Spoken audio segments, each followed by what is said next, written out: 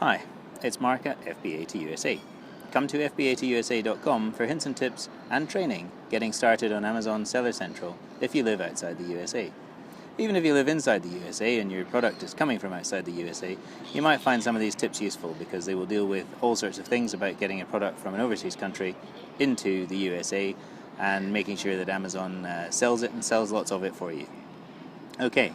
Today's one, and it comes from a question from a member inside the forum, but it's something I'm sharing with you because I think it has application for everybody, and if you want more detailed training and help with it, then I can take you inside the forum and do that.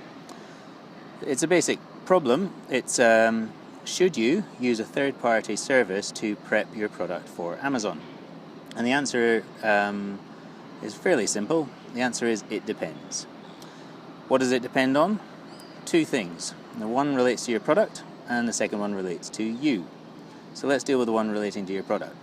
Is it a usual product? What do I mean by that? I mean that the retail price is somewhere between $20 and $40. Comes in a cardboard box, say. The cardboard box is relatively robust. It's got the barcode on the outside. What else could I say about it? It's fairly normal, unlikely to get damaged. Inside, the contents aren't rattling around, and the box itself doesn't just fall open all the time. That's a usual product. You got one of those, then from a product perspective, I wouldn't bother using a prep service because they're not really going to have to do much for it. Amazon's going to be quite happy to handle that, and their postal boxes will handle it very well, and it shouldn't get damaged in transit.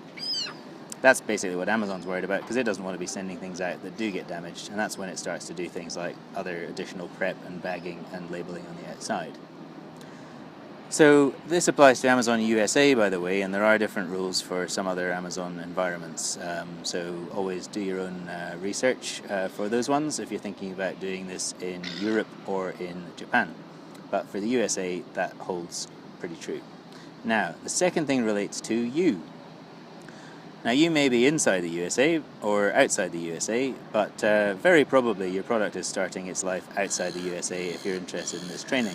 So that's where you've got to think about, are you happy to take the risk of managing customs directly between you, your air freight provider, and I say air freight because that's the much easier way to do it, and Amazon? If you are, great, because as I always advise, you might as well suck it and see and simply try working with Amazon directly using UPS or DHL, and you'll probably find that you get your product through US Customs and into the Amazon FBA environment pretty easily. If you don't, usually you can intervene, pay any duties or other charges that may happen directly or through your air freight agent, and you'll find that it still makes it into Amazon without very much problem. But if all of this gives you a nosebleed and you're a bit worried about it, then the third-party prep services are quite useful because they can in fact act as your agent inside the USA to make sure that customs is handled properly. And that means that you don't have the risk of things being held up or having to manually intervene every time you send a shipment across.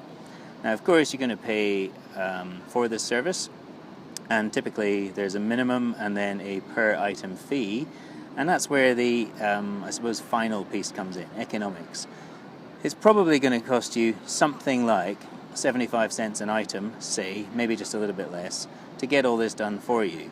And that would probably include the customs as well. If you've got a $40 plus product, then maybe that is a very small amount in the overall concern. But if you've got a $15 product, then that's going to start to eat fairly significantly into the margins that you're going to make.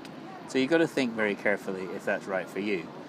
But by all means, start using it at the beginning and then consider whether or not you need to keep using it. Just being aware that once you start using something, you get that you get into that situation where it becomes a bit of a crutch, and you may find it's difficult to wean yourself off even though you are actually making less money. In that case, see if you can negotiate a better price. So that's my very simple and quick review. One service I'm aware of, but haven't used myself, is FBA Inspection, but I think that's a good place to start your research. Have a look, and they've got a fairly good explanation of what they do and how they do it and what their fee structure is. FBAinspection.com.